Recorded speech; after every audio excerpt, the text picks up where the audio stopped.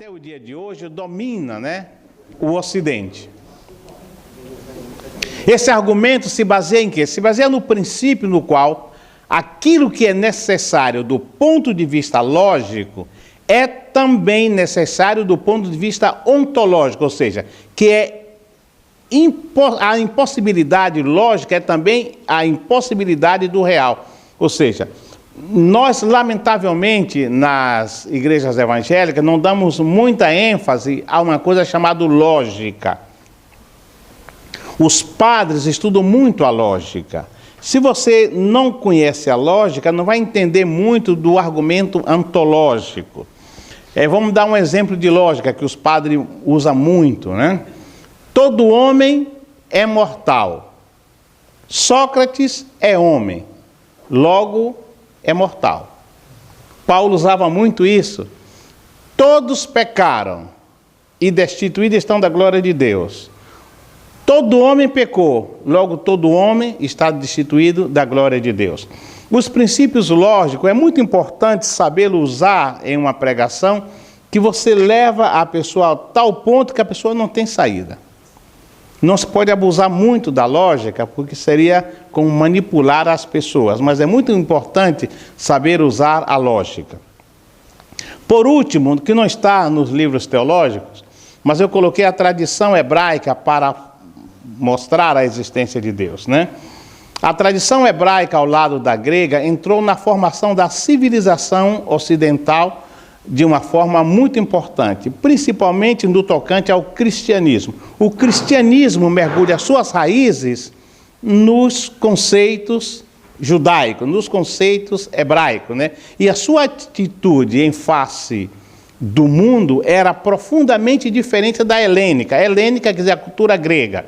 A cultura hebraica tinha uma origem no que nós chamamos no sistema de governo teocêntrico, governo teocrático, de Deus, por Deus e para Deus. Enquanto que na cultura helênica ou na cultura grega, o homem era o centro de todas as coisas. Isso influenciou muito a cultura ocidental, porque ela foi permeada pela cultura grega e vem a cultura hebraica, que não teve muita penetração, mas com o cristianismo, hoje nós temos uma mudança muito grande.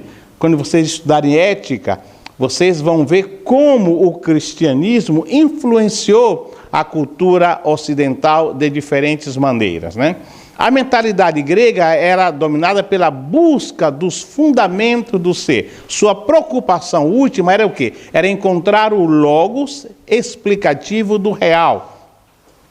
O saber, o arete, Enquanto que a mentalidade hebraica, ao contrário, não se originou de uma atitude especulativa e intelectual. Apesar de todo o descaminho que teve o judaísmo, nós sabemos que ele tem uma raiz bem profunda em quê? No pensamento de Deus, no querer de Deus, nos propósitos de Deus, nas leis de Deus. Quando nós lemos Levíticos e Deuteronômio, nós vamos ver a importância que tem do conhecimento de Deus na cultura hebraica. O Êxodo foi uma crise decisiva que marcou a transição de uma situação de cativeiro para uma de liberdade, experiência ética e, em última análise, política. Hoje, até o dia de hoje, a vida dos judeus é marcada pelo Êxodo. Nós temos a festa de Páscoa. O que é a festa de Páscoa? O que é que vocês entendem da festa de Páscoa? O que é a festa de Páscoa? A da libertação, a saída do Egito. O êxodo, a partida, a saída.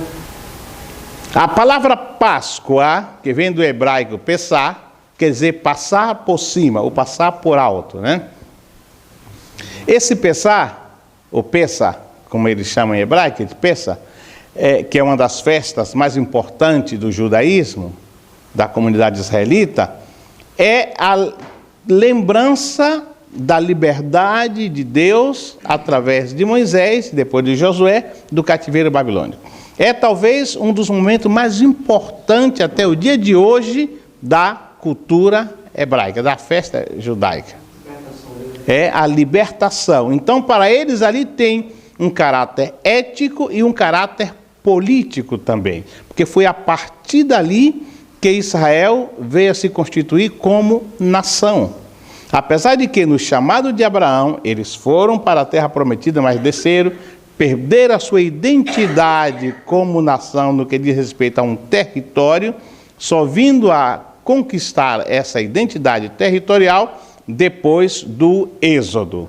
Isso explica o fato de estar o nome de Deus sempre ligado a esse evento no universo linguístico da Bíblia, ou seja, sempre que falamos do poder de Deus, nos lembramos no Antigo Testamento de quê? Do Mar Vermelho. E o Mar Vermelho está relacionado diretamente com o Êxodo. Então, falar sobre Deus é referir-se quê? Ao poder e à intenção de que libertar um bando de escravos, transformando em um povo possuído pelo senso de identidade e de destino. Então, quando nós falamos no poder de Deus, falamos na libertação do Egito, no cruzar do Mar Morto, cruzar o Rio Jordão, a destruição de Jericó e a posse da terra prometida. Assim, o Deus de Israel é o Deus do Êxodo. Isso é muito importante. O Deus de Israel é o Deus do Êxodo. Só depois que é o Deus de Davi. Mas antes de ser o Deus de Davi, é o Deus do Êxodo, né? Então nós dizemos que o ateísmo é o quê? É um crime contra a sociedade. Por quê? Porque o ateísmo tenta destruir o único fundamento da moral e da justiça. Ou seja, um Deus pessoal que põe sobre o homem a responsabilidade de guardar as suas leis. E a ausência de um ser que regule as normas morais é caminho para um anarquismo. E o que é o anarquismo? A palavra anarquia vem da mesma raiz da palavra que usamos para anticristo. O anticristo em grego, apesar que o nome anticristo não aparece no livro de Apocalipse, aparece em 1 e 2 João, o anticristo em grego é anomos. Anomos, quer dizer, o homem sem ordem, sem lei, sem Deus. O homem da desordem.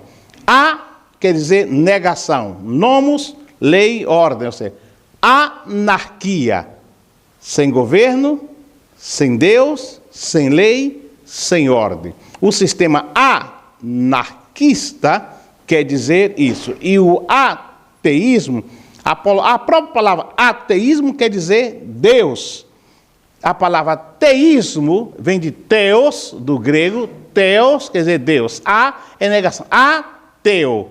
A é negação e theos, Deus. Não há Deus. Isso que é a palavra ateísmo, né? A palavra Deus está incluída na própria palavra ateu. Ateu quer dizer não existe Deus.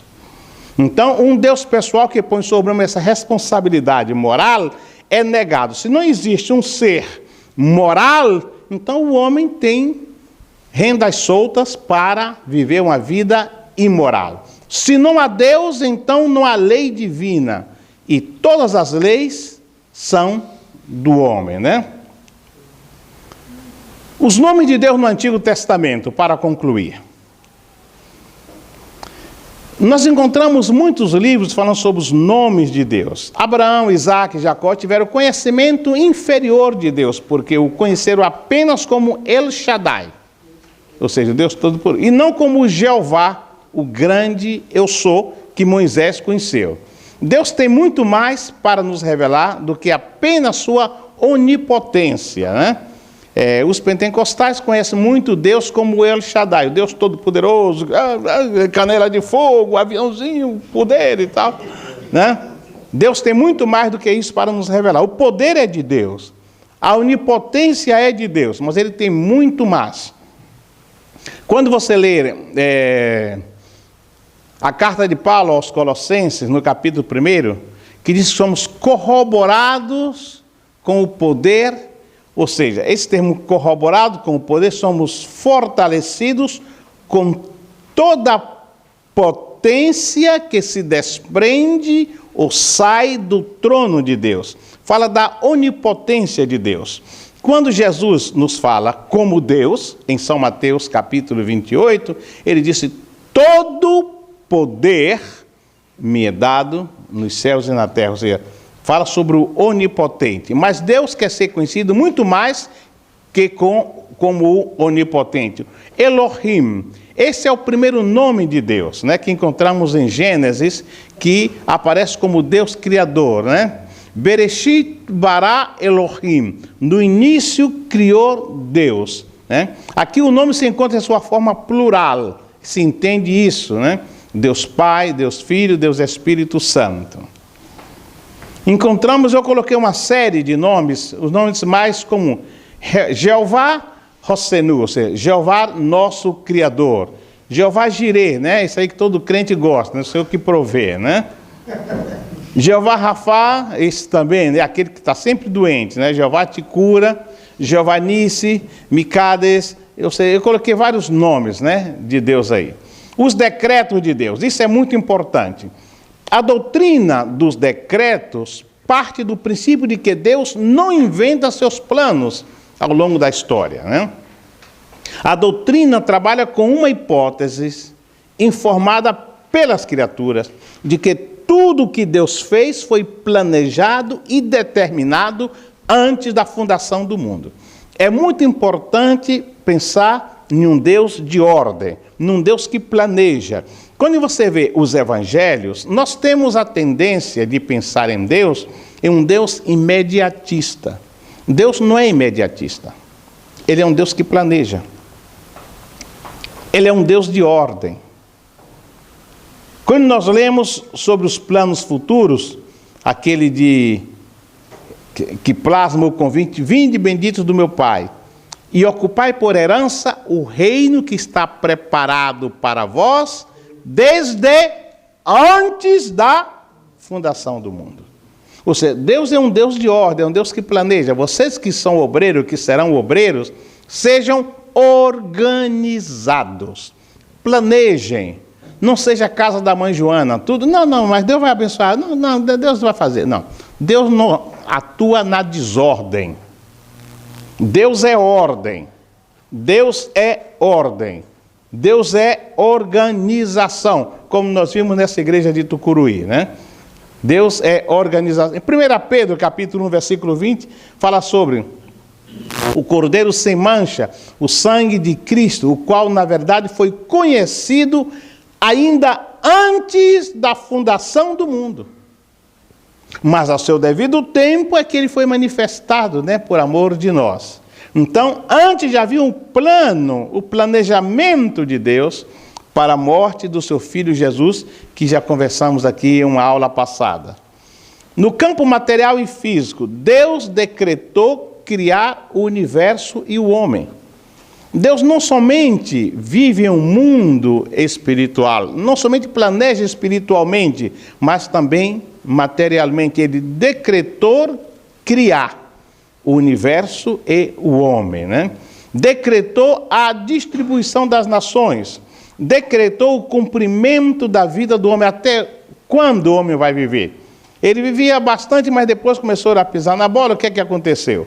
João capítulo 14, versículo 5. Visto que os seus dias, o homem, estão determinados, contigo está o número dos seus meses. Tu lhe pusestes limite, e ele não poderá passar além deles. Você não pode prolongar os seus anos. Só teve um caso. Como? Jó. Eu falei João? Teve um homem que Deus prolongou os seus anos. Quem foi? Não. O rei Ezequias. E mesmo assim o filho dele foi um desastre, né? Quem foi o filho de Ezequias? Manassés. Manassés, logo depois de fazer a pergunta, é considerado o homem mais ímpio da história da humanidade, o homem mais violento, pior do que Hitler. Manassés. E o senhor acha assim, o homem de Deus e o homem que não serve a Deus?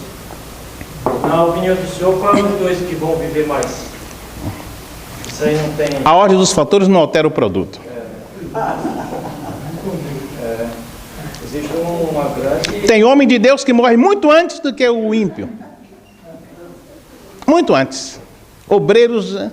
E tem ímpio, ladrão, pilantra, que nó cego, que vive, morre de cansado de dias. Mas o senhor acha que o homem de Deus, que ele tem uma chamada, que ele foi chamado para servir a Deus, ele foi chamado e realmente ele está servindo a Deus uma bênção, ele morre. Não, eu acho que ele, por exemplo, se ele diz Deus pode prolongar os anos dele? Vamos ouvir aqui? Não. Deus pode até prolongar, mas geralmente não. Um dos pastores mais abençoado e abençoador do Rio de Janeiro chamava-se Pedro de Souza Neves. Eu ouvi mensagem, ele estudou comigo na Faculdade de Teologia Presbiteriana. Foi o primeiro assembleano que estudou teologia na Faculdade Presbiteriana. E era um homem que, quando ele fazia assim, aleluia, caiu um poder na igreja de Bangu, no Rio, tremendo. Esse homem morreu num acidente. Morreu num acidente de carro. E quantos outros morreram em acidentes? E quantos outros eram usados tremendamente por Deus? E os índios mataram. Deus chamou. Não, sabe por quê, pastor? Desculpa aí, eu interrompi o senhor. Eu aceitei Jesus, eu de uma igreja pentecostal. E eu já vi pastor falar mesmo, pastor Bem penteca mesmo. que o crente tem determinadas irmãs ou irmão que está na presença de Deus, fazendo a obra de Deus, e depois ela relaxa. Aí cai sobre ela uma enfermidade. Não tem nada que ver isso. Eu já vi falar. Não tem nada? Isso é coisa de alguns irmãozinhos pentecostais. Irmã que vai para a obra de Deus, fazer a obra de Deus, ou irmão ou irmã, e Deus vai e cura. Só responder isso aqui. Esse negócio de cair a enfermidade, irmãos, olha, esse negócio de maldição não é de Deus. Tem pastores amaldiçoando o outro. Não, fulano de tal se levantou contra mim e caiu. Isso aí é um filho do capeta. Tá? Não, porque fulano se levantou contra a nossa igreja e... Irmãos, isso é Deus não nos chamou para amaldiçoar, nos chamou para abençoar. Essas profecias, olha, duro será para ti, te colocarei no leito de enfermidade, misericórdia. A profecia tem 3 funções: consolar, edificar e exortar. Não apavorar, não ameaçar. Deus admoesta, Deus chama a atenção, Deus aperta, mas não ameaça, Deus faz. Se Deus tiver que fazer algo com você, duro, Ele vai fazer. Não vai fazer publicidade, como faz algumas igrejas aí. É eu e Deus, né? É você e Deus. Então, essa história que você está doente porque você relaxou... Antigamente eles falavam isso. Antigamente e hoje também alguns cabeças... Isso chama-se terrorismo de púlpito. Está cheio disso aí. Tem um texto na Bíblia, eu vi alguém falar uma vez, eu guardei. A Bíblia, ela responde, ela tem resposta para tudo que nós fizemos, né? Eclesiastes 9:2 diz assim: tudo sucede igualmente a todos. Vamos ouvir. Tudo sucede igualmente a todos, sem exceção. O mesmo sucede ao justo e ao ímpio, ao bom e ao impuro, como ao impuro. Assim ao que sacrifica como ao que não sacrifica. Assim ao bom como ao pecador, ao que jura como ao que tem no juramento. Eu quero resumir aqui. Aqui na nossa, o pai do nosso pastor tem 88 anos de idade. O filho caçula dele, que segundo era o mais amado, Morreu de câncer. Permita a expressão correta. O câncer sofrendo tremendamente. Sabia, do nada. Ele morreu, o pai dele, o próprio pastor, ele começou, quando eu vim para cá, ele ficou assim, como é que pode? Deus, ele manda. Se Deus quiser determinar alguma coisa, meu filho, você pode orar. Você está determinado, desculpa, 2 minutos. Deus falou para Moisés, sobe lá e vai te recolher. Diz que ele morreu, a vista não escureceu, disse que tem uma saúde mais do que o jovem. Deus disse, vamos te recolher, fica lá, ficou lá, daqui a pouco sai buscar que já teria o espírito dele. Então, essas coisas não tem base bíblica que se fala de culto aí. Não tem um fundamento bíblico, é heresia. Seja anátema. Maldito. Então, Deus pode preservar, mas grandes homens, o caso do pastor João Padilha, né? João Carlos Padilha. 4 anos. Será que o câncer foi porque ele pecou? Não. E por que ele teve câncer? Porque é um ser humano. E os seres humanos estão passíveis de sofrerem câncer. Seja crente, seja não crente. É igual Paulo, né? Paulo morreu quase cego. Como é que fala? Não se sabe se era catarata. Ele morreu quase cego, nem escrevia mais. Ele ditava as cartas para um amanuense, ou seja, um secretário. E quando ele tentou escrever, as letras eram tão grandes que ele disse: veja com quão grandes letras você é escrito, porque ele estava quase cego. Então, qualquer crente pode ser passível de uma enfermidade, como no caso do pastor João Carlos. Isso não quer dizer que ele pecou. E por que ele teve essa doença? Porque é um ser humano. As enfermidades são passíveis para o ser humano, seja crente ou não crente. Deus cura, cura. Deus cura, cura. Por que nós temos esse conceito? Porque nós somos preparados para viver aqui. Mas ninguém está preparado para viver enquanto não estiver preparado para morrer.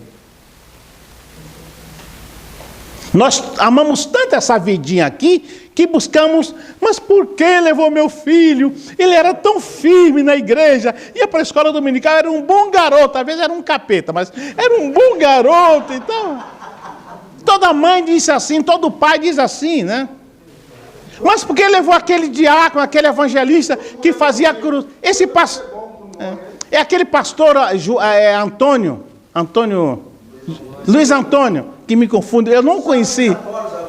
Dizem que era uma bênção, né? E morreu num acidente de avião, está vindo pregar. Ele pregou em Jundiaí, viajou para Santa Catarina, quando ele voltou o avião caiu. Sóstenes. Então, qualquer cristão está passível de morrer. Deus pode curar, sim. Mas não quer dizer que a pessoa não possa morrer de uma enfermidade. Professor, eu tenho um amigo do Carioca, ele fala assim, ele fala, eu não tenho medo de morrer. É porque eu gosto daqui. Bom, amém. Eu gosto daqui. No campo moral e espiritual, permitir o pecado. O pecado é uma permissão de Deus. Deus não consente com o pecado, mas permitiu. Tanto que ele criou o homem e, através do livre-arbítrio, o homem podia pecar ou não pecar. Deus não obrigaria o homem a não pecar. Aí vem, né, que os crentes dizem, mas por que aconteceu isso? Porque o homem é livre para fazer o bem, para fazer o mal. Deus não quer que sejamos robôs, obedecendo. Não. Somos livres para obedecer e para... Deus não obriga ninguém a obedecê-lo. Não obriga, que ele não quer nenhum robô. Ninguém tem que fazer, não. Como alguns pastores, quem não fizer assim vai ser isso. Seja, são os vice-deuses, né? Deus não induz ninguém ao pecado, né? Quando eu fui para a Argentina, eu discuti com os pastores de lá seriamente. E tive alguns meio desafeto. Por quê? Porque em espanhol, a versão Reina Valera, que é a Bíblia, diz assim no Pai Nosso. Pai Nosso que está nos céus, santificado seja o teu nome. Não nos meta em tentação, mas livra do mal. Ou não nos induza à tentação, como se Deus induzisse alguém a ser tentado. E eu não concordava com essa tradução do grego da Reina Valera, que é a versão em espanhol. Então, aí eu disse, não, porque agora eles mudaram um pouco a versão, né, a versão corrigida, e tiraram. Deus não induz ninguém ao pecado. Deus não mete ninguém ao pecado. Ele dá condições, inclusive disse, se nós formos tentados com a tentação, Deus já coloca uma saída. Né? Ele não permite que nós sejamos tentados mais do que possamos suportar. Eu caí porque eu não aguentava mais. Isso é mentira. Você caiu porque o que estava lá embaixo estava mais lindo do que aqui em cima. Né? Você tinha mais apetite do outro, né? Professor, e essa expressão... Pode falar. Sim. Licença, rapidinho. O professor vai passar a lista chamada, os alunos acima, e aqueles que não pegaram o recibo, não procuram embaixo, tá? Tá ótimo. E alguns que não pegaram nem tudo do mês passado ainda, deixa lá. Tá, então dá a lista para ele vai passando e dá. Então, sim. Lá em Gênesis tem uma expressão, tem uma versão também que eu acho assim meio forte, é Gênesis 22. E depois dessas coisas, tentou o Senhor Abraão. A palavra está no original. O que é a expressão ali? Eu não lembro desse texto, mas eu posso ver isso aí. Significa provar, não é isso? Pode ser provar, né? Pode ser provar, né? Tem que ver, porque a tradução que nós temos é da Septuaginta. E a Septuaginta é a tradução do hebraico para o grego. Então, por aí, algumas palavras em grego não se encontrou similar em hebraico. Por exemplo, quando Paulo está preso, quando Pedro está preso ali, em Atos, capítulo 16, versículo 31, o que é que diz? Crê no Senhor Jesus Cristo e será salvo tu em Filipos, a tua casa. Está errado. Eu posso crer e não ser salvo. É porque, como eram judeus que falavam aramaico na época, eles não encontraram quando eles falavam em hebraico, mas escreviam em grego. O Novo Testamento, eles falavam em hebraico, mas escreviam em grego. Jesus falava em aramaico, mas o texto foi escrito em grego. Os apóstolos falavam aramaico, mas escreviam em grego porque era mais fácil chegar para todo mundo. Então, como eles não encontraram a palavra para crer, para traduzir ao pé da letra, já nos anos 70, Oswald Smith, ele, que era pastor da Igreja dos Povos em Toronto, no Canadá, ele comentou sobre isso. Eu tinha esse material dele, onde ele diz que a palavra não é crer, porque você pode crer e não ser salvo, nem você nem sua casa. A palavra certa é confiar. Então, ele parafraseia o hebraico dizendo: coloca no Senhor a tua confiança, dependendo dele em tudo, e será salvo tu e a tua casa. Que nós traduzimos por crer. E as novas versões em português já não trazem mais a palavra crer, traz a palavra confia. Confia no Senhor Jesus Cristo e será salvo tu e a tua casa. Então, às vezes uma palavra, né, muda um pouco. Por isso que as Bíblias são revisadas, corrigidas, etc. Sabe qual é a interpretação que já falaram aqui? Vou dizer que foi. Desculpe pela pergunta. É que a expressão ali, quando aconteceu aquilo, Atos 16, 21, é que quando o carcereiro, quando houve ali as portas foram abertas, se os prisioneiros eles tivessem fugidos, o carcereiro morria, não só ele, como a família. Essa foi uma das interpretações. Eu pergunto, é coerente? Pode ser, aí vem uma questão de história. Aí tem que conhecer a história romana, né? Eu não posso afirmar, mas eu posso ver e responder depois para você. Eu não posso afirmar isso. Pode ser que tenha lido, eu não li sobre o assunto, então... Professor, pode ser. A respeito do livre-arbítrio, ele é para todos ou para os salvos em Cristo? Para todos. Porque para ser salvo tem que ter usado o livre-arbítrio. Não, porque, exemplo, estou fazendo uma colocação aqui. Jesus disse: quem comete pecado é escravo do pecado. O escravo não tem escolha, certo? Então, o livre-arbítrio, mesmo que a queda depois de Adão, o homem passou a ser dominado. Então, todos têm o livre-arbítrio. Quando você diz o que comete pecado é escravo do pecado, você está interpretando, nós chamamos ipsiliter, ou seja, ao pé da letra. O que comete pecado é servidor do pecado. Mais adiante, João disse: quem é de Deus não peca. Isso é verdade? Não. Porque nós não podemos interpretar literalmente. Se você pegar o pé da letra do hebraico, do grego, quer dizer: quem é de Deus não se deleita no pecado. Não vive pecando. Ou seja, não tem prazer, não desfruta quando peca. É isso que quer dizer o texto. Então, o livre-arbítrio é de todos. Por quê? O livre-arbítrio é a possibilidade do ser humano de exercitar o direito de opção. Esse livre-arbítrio aparece, inclusive, na oração de Efésios, capítulo 1, que dá lugar à predestinação, né? Então, o livre-arbítrio é comum a todo indivíduo, senão ele não pode escolher.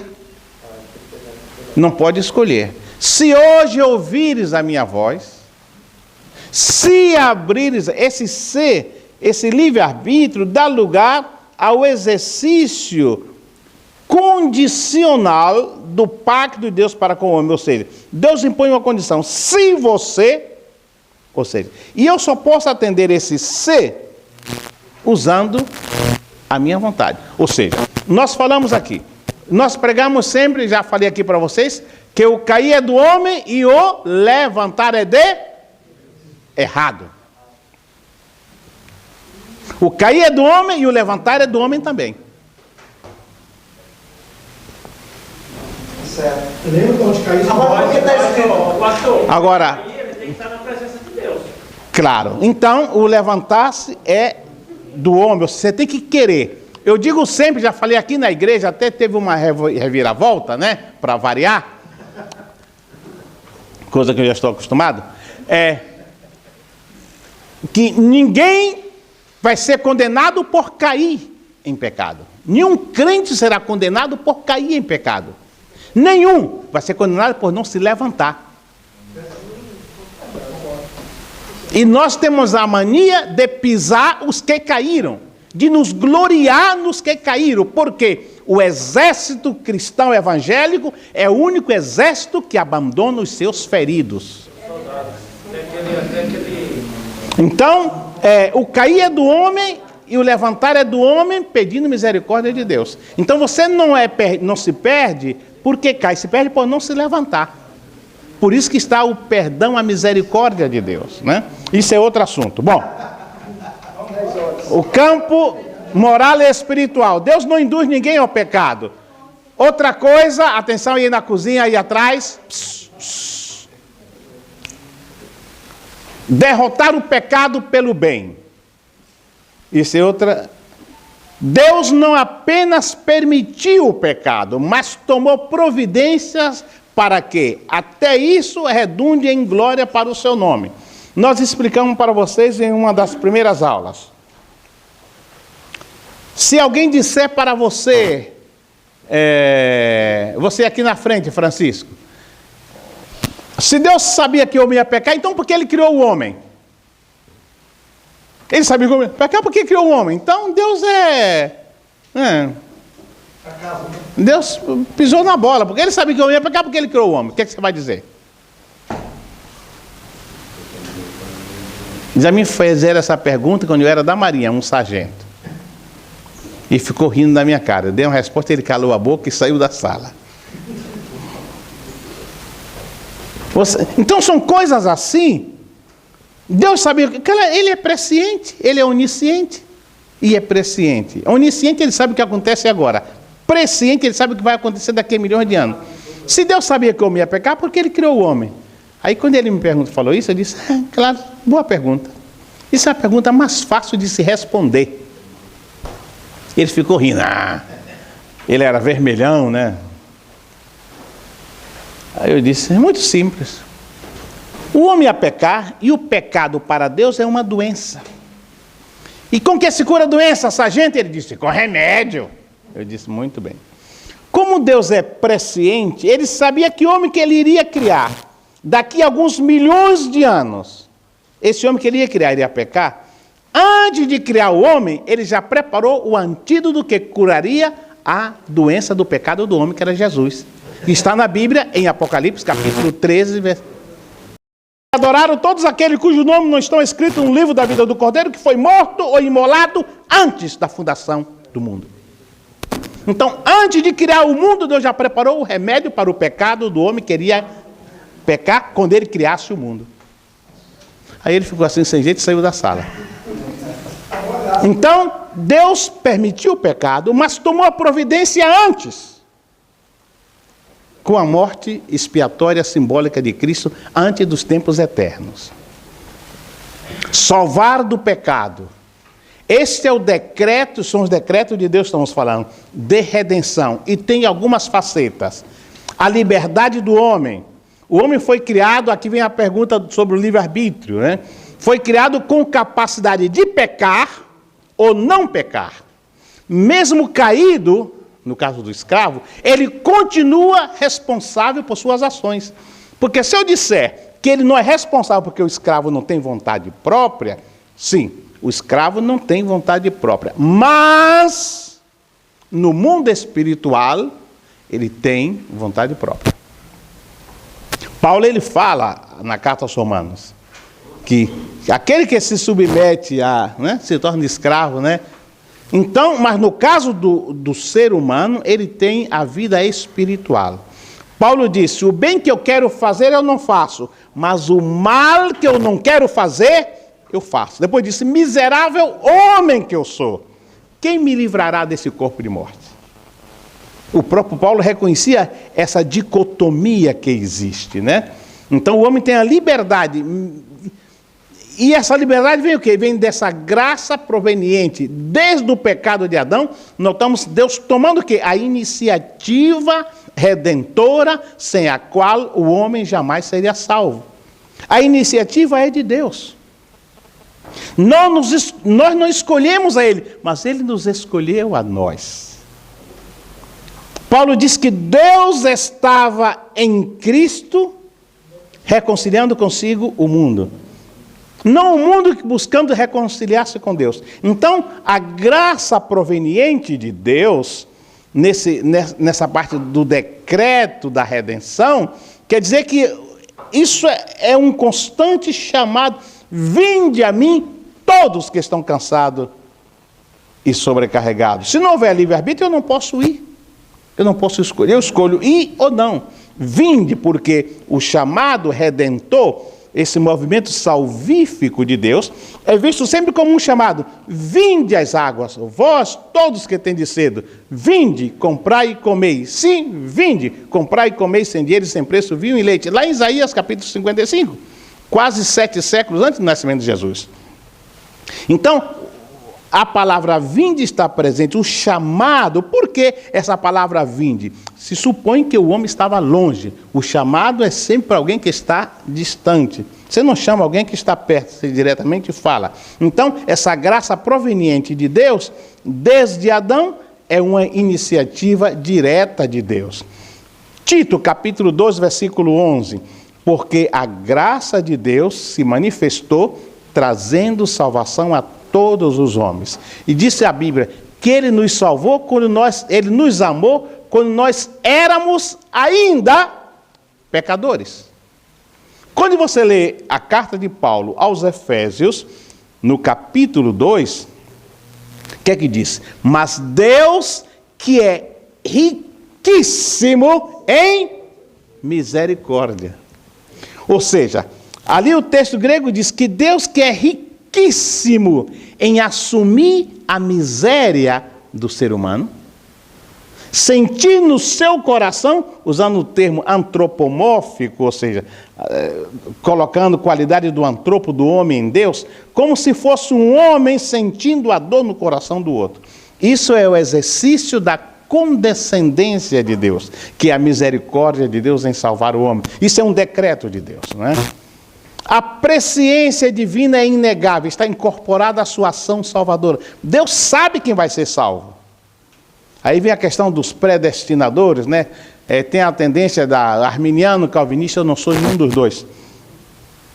E é uma briga, porque tem que ser arminiano, eu não sou nem arminiano nem calvinista, nenhum dos dois. A eleição graciosa, Efésios capítulo 1 fala claramente sobre isso, né? Cristo foi eleito, escolhido como Salvador da humanidade. E todos os que o aceitam são beneficiados por sua eleição. Aí vem a questão da predestinação com a opção. Em Efésios capítulo 1 está muito claro isso. Todos são predestinados para serem salvos. Mas nem todos aceitam esta eleição. Por isso que eu disse que a salvação é para todos, mas não é de todos, né? Graça especial ou salvador é comunicada ao pecador à medida que ele coopera com Deus através da fé e arrependimento. Nós falamos no início, esse negócio de dizer que não precisa fazer nada, é conversa fiada. Eu tenho que aceitar. De nada adianta Jesus morrer na cruz e eu não aceitar o seu sacrifício. A única coisa que eu tenho que fazer é aceitar. Eu não posso pagar. Eu não posso trocar a minha salvação, nem as bênçãos de Deus pelo que eu faço, como se vê nos púlpitos de algumas igrejas. Olha, se você der tanto, o Senhor vai te dar o dobro. Se você der tanto, o seu graneiro, eu não tenho grano nem nada, não se usa mais isso, mas se você der tanto, Deus vai te dar. Não. Deus te dá porque Ele é misericordioso, não é porque você dá. É aquela história da oferta que eu já falei para vocês, né?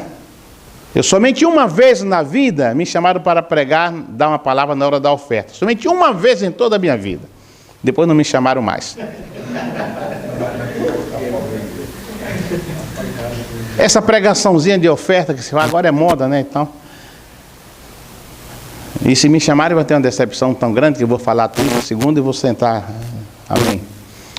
Porque a igreja tem que ser ensinada, não fazer a cabeça emocional para você ofertar. Oferte, porque aqui, aí lê lá em Deuteronômio, que não tem nada a ver com a igreja, mas leem lá, porque é bonito o texto e tal, para tocar no coração. Não, a igreja tem que ser ensinada o que é ofertar. Não na hora da oferta que vai aquele apelo para sensibilizar as pessoas. Aqueles testemunhos de freezer, né? Porque alguém estava com uma dívida muito grande, mas tirou tudo que tinha e deu. E quando chegou em casa, tinha um telefonema, irmão e tal. Por favor, me poupa, né? A essa altura, né? Com o cansaço que a pessoa está. Mas, não. Eu não oferto para que Deus me dê. Eu não oferto para que Deus me abençoe. Eu oferto porque eu já sou abençoado. Eu oferto porque Ele já me deu. É um reconhecimento pelo que Ele me deu. Oferta é isso. Oferta não é trocar 1000 por 10.000 de Deus. Oferta não é ser tocado pelo pregador. Olha, irmãos, e aí vai colar na frente, coloca o lençol, o travesseiro, a fronha e tudo lá. Ou seja, a mediocridade evangélica reduz algo tão sublime como é o culto da oferta. Ofertar quer dizer cultuar. A minha maior alegria, você não sabe como eu fico alegre na hora de ofertar. Olha, eu tenho uma alegria tão... Eu não ouço nada dessas pregações de oferta, eu não ouço nada disso. Eu tenho uma alegria na hora da oferta, porque, puxa vida, eu vejo tanta gente dormindo na calçada, na rua, que não tem nem para comer, e eu posso ofertar, eu posso vir de ônibus, de carro, de bicicleta, de trem, ainda tenho dinheiro para contribuir com a produção. Para mim é um privilégio, eu sou agradecido a Deus. Eu oferto em agradecimento, não porque eu ouvi isso, a luz, o gás, o telefone da igreja. Não é isso. Eu oferto porque eu sou agradecido a Deus. Você deve ofertar porque é agradecido a Deus. Não porque disseram que o seu graneiro, que o rebanho... Você não tem grão, não tem rebanho, não tem nada. Oferte em agradecimento a Deus. E o dízimo, pastor? Não, o dízimo é um dever. É uma obediência. Deus é meu sócio. E na sociedade Ele quer apenas 10%. Então, é um dever. É um dever.